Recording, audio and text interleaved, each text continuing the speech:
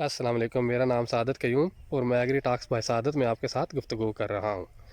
दोस्तों, आज इस वीडियो बनाने का मकसद किसान बासमती 1509 और 1692 के मतलब आपको आगाही फराहम करनी है कि वो कौन सा तरीक़ाकार है जो हम अपनाएं तो हमारी पैदावार 60 से 70 मन तक आ सकती है।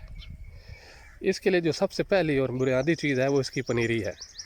इसकी पनीरी की एज अगर 25 से 28 दिन में आप उसको मुंतकिल करेंगे, इस काबिल आप उसको बनाएं कि ऐसी तैयार हो जाए कि 25 से 28 दिन में आप आगे मुंतकिल कर सकते हैं, तो ये सबसे बेहतरीन एज है। एक प्लाट है, पनीरी हमने काश्त की हुई है 1509 की। ज़रा इसे गौर से आप देखें। अब इसकी जो हाइट है वो 3 इंच के राउंड अबाउट हो चुकी है और ये अभी 7 से 8 दिन की है। मतलब अगर इसे आप आज पहला फर्टिलाइज़र हमने देना है, अगर इसको अच्छी निगहदाश्त करें तो ये चेक करें तो ये उम्मीद है 25 से 28 दिन में इतनी हाइट कर जाएगी कि हम इसको आगे ट्रांसफ़र कर सकते हैं। लिहाजा ये पहला पॉइंट है कि आपने 25 से 28 दिन में पनीरी मुंतकिल करनी है।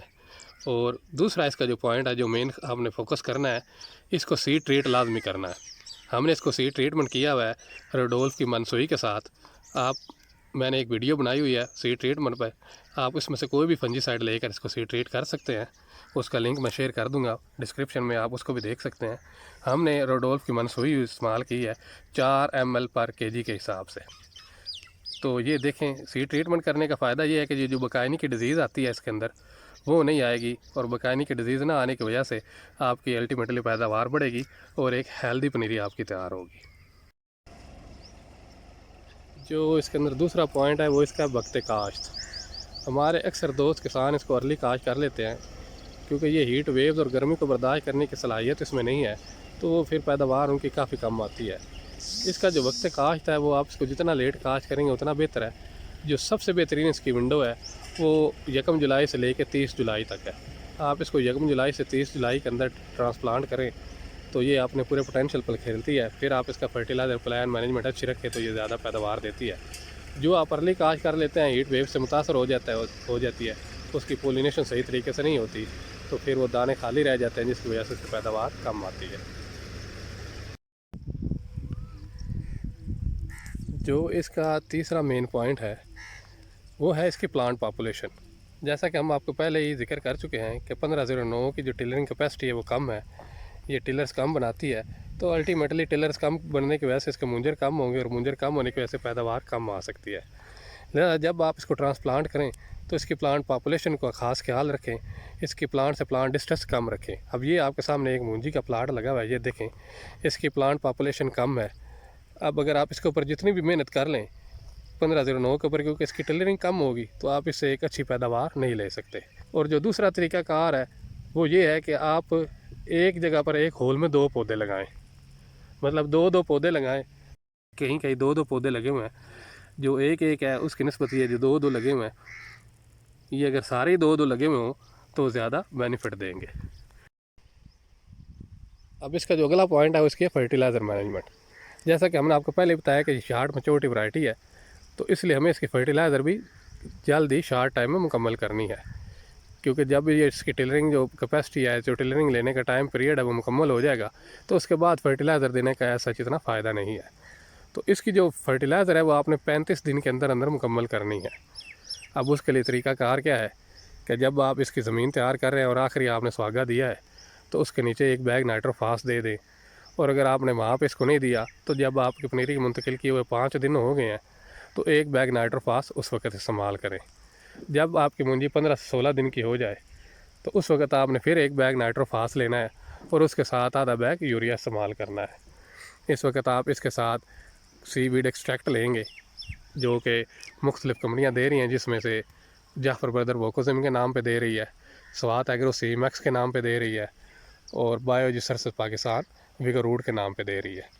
आपने ये लेना है और इसकी रिकमेंडेड डोज़ पर एकड़ के हिसाब से आपने इसको इस्तेमाल करना है। ये सीवीड एक्सट्रैक्ट क्योंकि समंदर में होती हैं उनका एक्सट्रैक्ट है, तो मूंजी भी क्योंकि हर वक्त पानी में रहती है तो इसका मूंजी के ऊपर बेमिसाल रिज़ल्ट है। अगर आप इसके साथ चिलेटेड जिंक ले लें 1 kg या 2 kg वो यूज़ कर लें तो फिर वो ज़्यादा बेहतरीन हो जाएगा। और अगर आप जिंक ना मिलें तो ये बायोस्टिमुलेंट्स है, इनके अंदर जिंक होता है, पौधे को मिल जाएगा, लेकिन ज़्यादा बेहतर है कि आप 1 से 2 kg से हाथ में चिलेटेड जिंक भी ले लें। जब आपकी मूंजी हो जाएगी 25 दिन की, उस वक्त आपने इसको एक बैग अमोनियम सल्फेट देना है।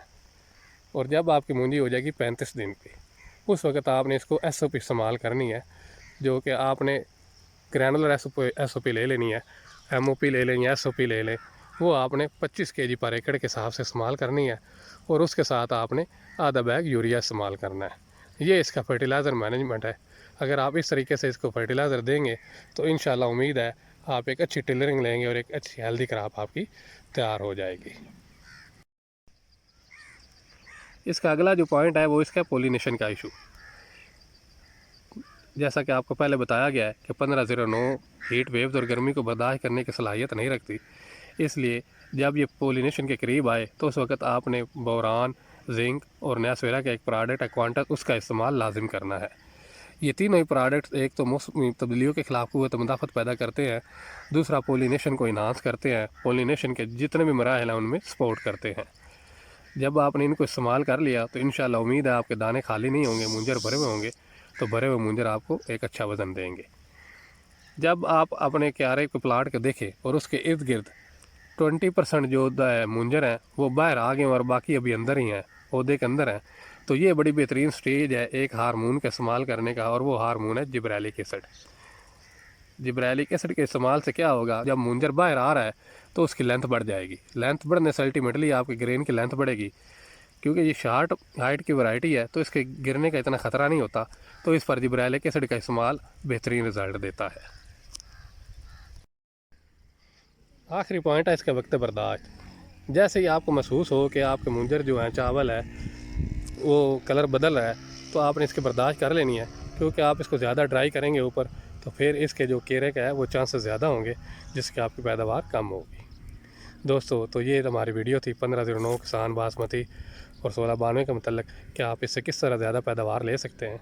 उम्मीद है इंशाअल्लाह अगर आप इन पॉइंट्स का ख्याल रखेंगे तो आप इसको 60 से 70 मन तक पैदावार ले सकते हैं।